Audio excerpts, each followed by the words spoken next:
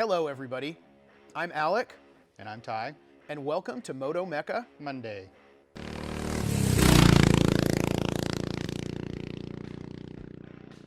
Well, everyone, welcome to part 3 of our four-part going to Las Vegas, leaving Las Vegas, longest way down, longest way up video series. Ty, what are we going to be talking about here today in part 3? Getting out of the heat. Getting out of the heat, indeed. Getting over to the coast. Yes. So why don't we just jump right in, shall we? So what are we looking at here, sir? Hopefully the fast way out of town. The fast way out of town. Now this has been sped up. We don't go this quickly, nor does traffic, unfortunately. This is us leaving Las Vegas. What time of day was it when we got out of town? This was probably about 5:30. It Yeah. was dark early, especially for Vegas. And why do we leave this early? It was going to be 100 and I think it hit 110 that day. Somewhere in there. Yep. So really hot. So our suggestion for anyone going in and leaving Vegas, even early in the season, right, beginning of June, what would our advice be? I'd probably Leave early. Well, certainly leave early. Leave early. Or arrive really late. Or late, yeah. I mean, What are we looking at here, Ty? This looks like a really nice piece of pavement.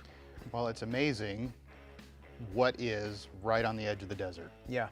So we got out early like we did, and here it is maybe around noonish. Yeah. And we're already cooling off and working our way through some tasty roads. Yeah, so we got off of the major roads and took the Angeles Crest Highway. Again, links to these locations will be below in the comments if you want to ride it. So just a few hours outside of Las Vegas, kind of north and a little east of Los Angeles, is this wonderful Angeles Crest Highway. Again, as you can see, it's beautiful. What would you say about the traffic on this road? Just the way I like it. Just the way we like it, which is just us. We're up at elevation here, so we're north of 5,000 feet elevation, and it was lovely and cool. So the desert was cooking, and it was in the upper 60s, low 70s the entire ride. Just a lovely place to be. So beautiful. Ty, what did you like about this highway? What were some things that stood out to you? You know, it was a good piece of pavement. It wasn't perfect, but I didn't find any potholes. It really rode very well. Yeah.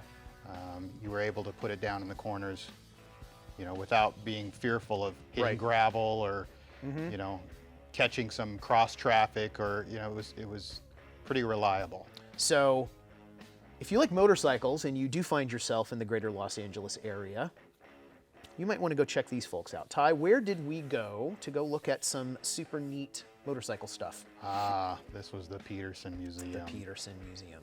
And they have more than motorcycles, don't they? They do. Yes. Mostly cars. Actually, we had to dig pretty deep in order to find the motorcycles. Yeah, I think this is up on the 3rd floor, I want to say. And they have a wonderful clutch of classic motorcycles. So what are some of the brands that we're looking at here, Ty? It seems like they had a lot of, all of the brands. Yeah, right? they had Ducati. Yeah. They had MV Agusta. They had some Benellis. There might have been some Moto Marinis in there. They have some Lavertas, a brand that's no longer made. Here is an MV Agusta 750. I mean, if you want the classic Italian motorcycle experience, this is the way to go, right? How many cylinders that guy have right there?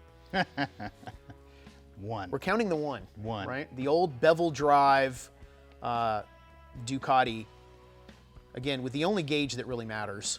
And the disco the ball tack. paint job. Right, and the disco ball paint job, right? These bikes are definitely Spartan, but lightweight, simple. You know, back in the day, light, easy to work on.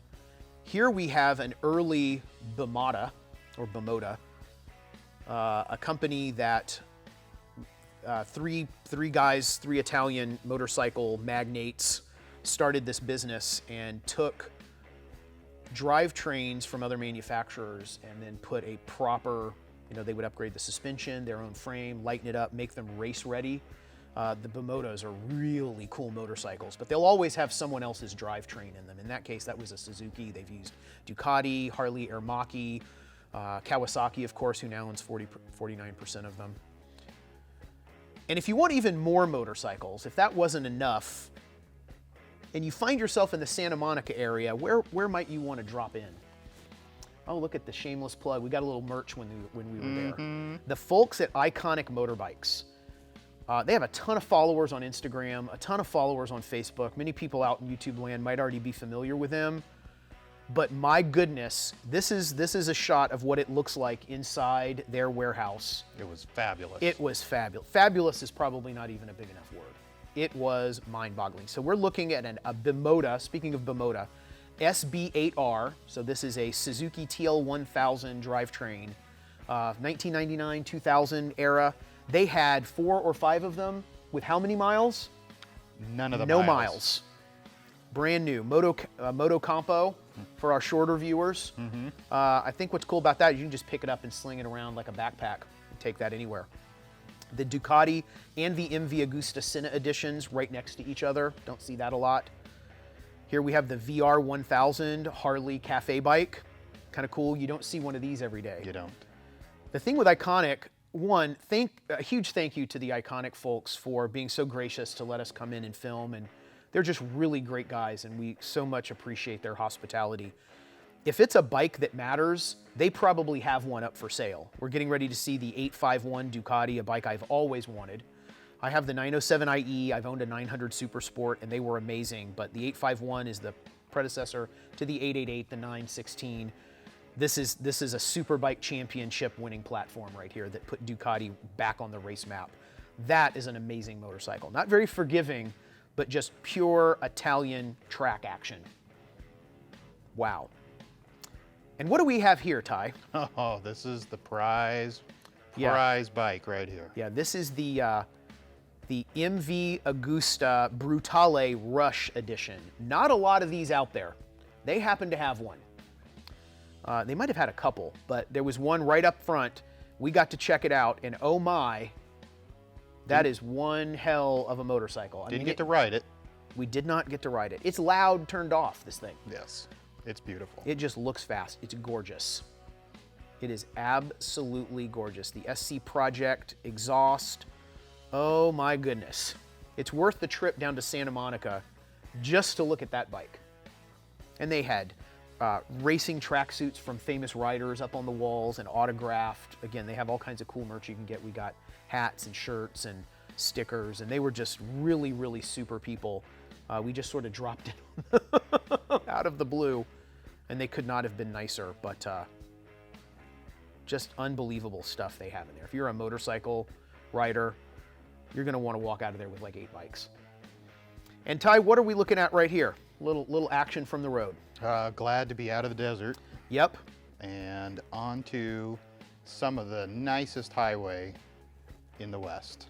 It's cliche, Highway 1, Highway 101, right? So this is us not too far out of Santa Barbara. It's a must ride. If you have any ability whatsoever to make it to the West Coast, this is a must ride road. We have ridden it many times. It never gets old.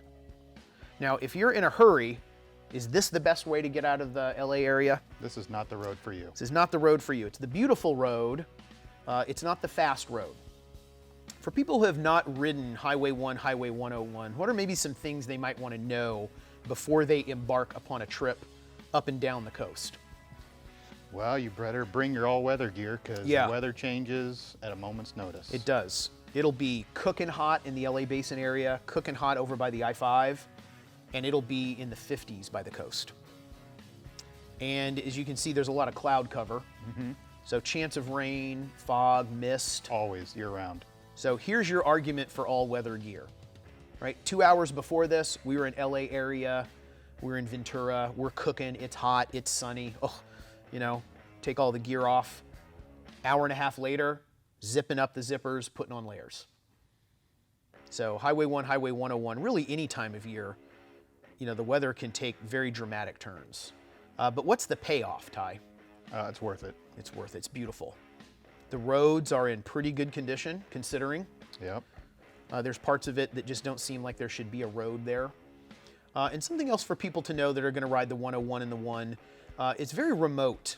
More remote than you might think, considering you're near major metropolitan areas with lots of people. But you get over those mountains and you're by the coast, you know, it's pretty sheer. Most of the geography there is a little skinny road carved into the side of a mountain, or again, something that doesn't look like you could even put a highway there. So there is not room for big cities, there's not room for huge hotels, there's not room for shopping malls. It's fairly underdeveloped. So finding hotels can be tricky, restaurants, gasoline, so be mindful that you can go a long way before you get gas. Places close up really early, so don't expect you're gonna have late night meals when you're out by the coast. As you can see from the footage here, you know, civilization is few and far between, but that's part of the allure, is you're just kind of out in nature with this beautiful rugged coastline. Interesting weather changes, scenic vistas. Of course, Big Sur is right there near Monterey, which we went through, which is kind of a must ride. It was like when we were in the Grand Canyon. It just doesn't even seem like it's real. Right. So talk to us a little bit about the weather conditions here, Ty. And speaking of Big Sur, that's where we were. Oh, yeah. It was moving in on us. Oh yeah. And that fog goes right through you. Yeah, it was cold. Yep. And again, you take a trip just 30, 40 miles to the east, and you are in a blast furnace. And that's why having all weather gear and layers is going to be so incredibly important, because you really do not know what you're going to get, right? If you're going to ride up the 5, you're guaranteed it's going to be hot. But you do the coast, you might get 7 seasons in one afternoon. Right. Indeed. And where might we be here, Ty? Oh. This is a place people might have heard of before. Maybe. Yeah? Laguna Seca. Laguna Seca. Ring a bell? Yeah. Speaking of Monterey, this is right in the Monterey area, which is a beautiful town. But Laguna Seca, so this is where they race probably anything with a wheel. Anything. One It has a wheel lot of or history. more. Yes. Indeed. We'll have a link down below to a couple of motorcycle races that were done at Laguna Seca with the very own Dr. Valentino Rossi. That's pretty mind-boggling. That gives you an idea of just how tricky this course is. But yeah, it's just off some nondescript highway. All of a sudden, there you are at Laguna Seca. So we made our way up the 101 a little ways out of Napa. And then we ran into something we did not really care for too much. And it's going to be a common theme here at Moto-Mecca Garage. And what would that be? The Moto-Mecca mess up? Moto-Mecca mess up. So we ran into some really gnarly hot weather north of Napa. I think we were near Geyserville.